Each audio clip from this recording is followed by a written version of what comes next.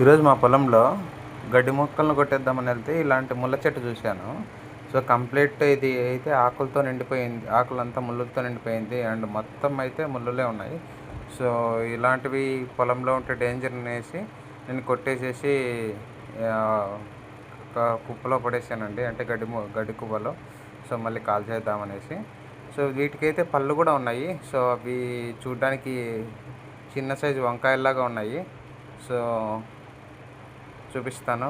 So, ఆ చిన్న వంకాయల్లాగా ఉన్నాయి.